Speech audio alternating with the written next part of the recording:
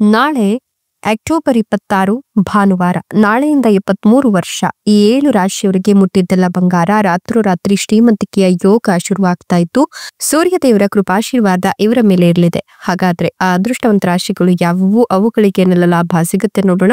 ಅದಕ್ಕಿಂತ ಮೊದಲು ಸೂರ್ಯದೇವನಿಗೆ ಭಕ್ತಿಯಿಂದ ಲೈಕ್ ಕೊಟ್ಟು ಪ್ರತಿದಿನ ದಿನ ಭವಿಷ್ಯ ತಿಳಿಯಲು ನಮ್ಮ ಚಾನೆಲ್ ಅನ್ನ ಸಬ್ಸ್ಕ್ರೈಬ್ ಮಾಡಿ. ಹಾಗೆ ಬೇಗನೆ ನಮ್ಮ ವಿಡಿಯೋದ ನೋಟಿಫಿಕೇಶನ್ ಪಡೆಯಲು ಬೆಲ್ ಬಟನ್ ಕ್ಲಿಕ್ ಮಾಡಿ ಆಲ್ ಅಂತ ಕ್ಲಿಕ್ ಮಾಡ್ಕೊಳ್ಳಿ. ಇನ್ನು ನಿಮ್ಮ ಜೀವನದ ಸಕಲ ಸಮಸ್ಯೆಗಳಾದಂತಹ ಸತಿಪತಿ ಕಲಹ, ಪ್ರೀತಿಯಲ್ಲಿ ಮೋಸ, ಭೂಮಿ ವಿಚಾರ, ಕೋರ್ಟ್ ಕೇಸ್, ವ್ಯಾಪಾರ, ಹಣಕಾಸಿನ ತೊಂದರೆ, ಸಾಲಬಾಧೆ, ಸ್ತ್ರೀಯರ ಗುಪ್ತ ಸಮಸ್ಯೆ, ಹೀಗೆ 10 ಹಲವಾರು ಸಮಸ್ಯೆಗಳಿಗೆ ಶಾಶ್ವತ ಪರಿಹಾರ ಮಾಡಿಕೊಡ್ತಾರೆ.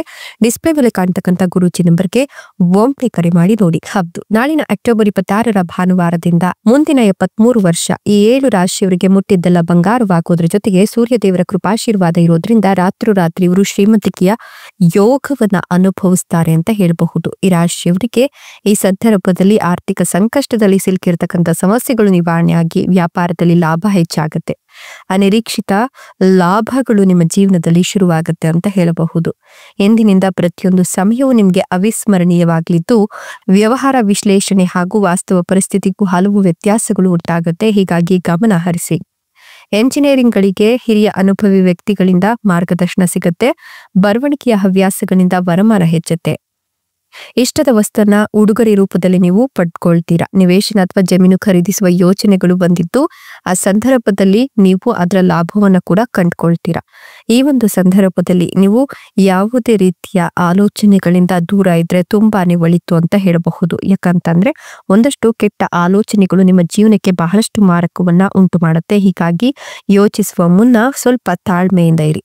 ನೀವು ಶಕ್ತಿಶಾಲಿಯಾದ ಫಲಗಳನ್ನ ಪಡ್ಕೊಳ್ತೀರಾ. ಆರ್ಥಿಕ ಪ್ರಗತಿ, ಅದೃಷ್ಟದಲ್ಲಿ ಹೆಚ್ಚಳ ಮತ್ತು ಧನ ಸಂಪತ್ತನ್ನು ಹೆಚ್ಚಿಸಲಿಕ್ಕೆ ಉತ್ತಮ ಮಾರ್ಗಗಳು ಸಿಗ್ತಾ ಹೋಗುತ್ತೆ.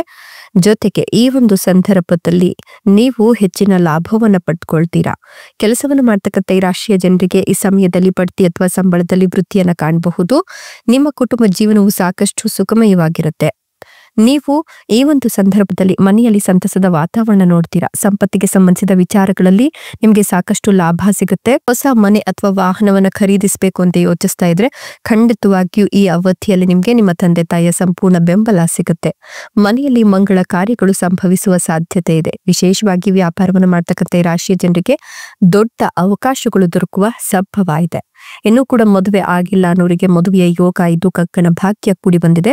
ಷೇರು ಮಾರುಕಟ್ಟೆ ಅಥವಾ ರಿಯಲ್ ಎಸ್ಟೇಟ್ ನಲ್ಲಿ ಹೂಡಿಕೆಯನ್ನು ಮಾಡಬೇಕು ಅಂತ ಯೋಚಿಸ್ತಿರೋರಿಗೆ ಈ ಸಂದರ್ಭದಲ್ಲಿ ಮಾನಸಿಕ ಒತ್ತಡ ಕಡಿಮೆ ಆಗುತ್ತೆ.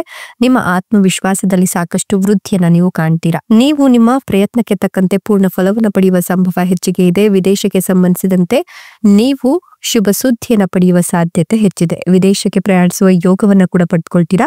ಶಿಕ್ಷಣ ಮತ್ತು ಸ್ಪರ್ಧಾತ್ಮಕ ಪರೀಕ್ಷೆಗೆ ತಯಾರಿಯನ್ನು ನಡೆಸ್ತಿರೋರಿಗೆ ಅನುಕೂಲಕರ ವಾತಾವರಣ ನಿರ್ಮಾಣವಾಗುತ್ತೆ. ಇಷ್ಟೆಲ್ಲ ಲಾಭ ಮತ್ತು ಅದೃಷ್ಟವನ್ನು ಪಡೆದಿರ್ತಕ್ಕಂಥ ಅದೃಷ್ಟವಂತ ರಾಶಿಗಳು ಯಾವುವು ಅಂತ ನೋಡೋದಾದ್ರೆ ಧನುರ್ ರಾಶಿ, ಕುಂಭ ರಾಶಿ, ಕಟಕ ರಾಶಿ, ಮೀನ ರಾಶಿ, ವೃಷಭ ರಾಶಿ, ಮೇಷ ರಾಶಿ, ಕೊನೆಯದಾಗಿ ವೃಶ್ಚಿಕ ರಾಶಿ. ಇವುಗಳಲ್ಲಿ ನಿಮ್ಮ ರಾಶಿ ಇದ್ದರೂ ಇಲ್ಲದಿದ್ದರೂ ಭಕ್ತಿಯಿಂದ ಓಂ ನಮೋ ಸೂರ್ಯ ನಾರಾಯಣಾಯ ಅಂತ ಕಮೆಂಟ್ ಮಾಡಿ. ಧನ್ಯವಾದಗಳು.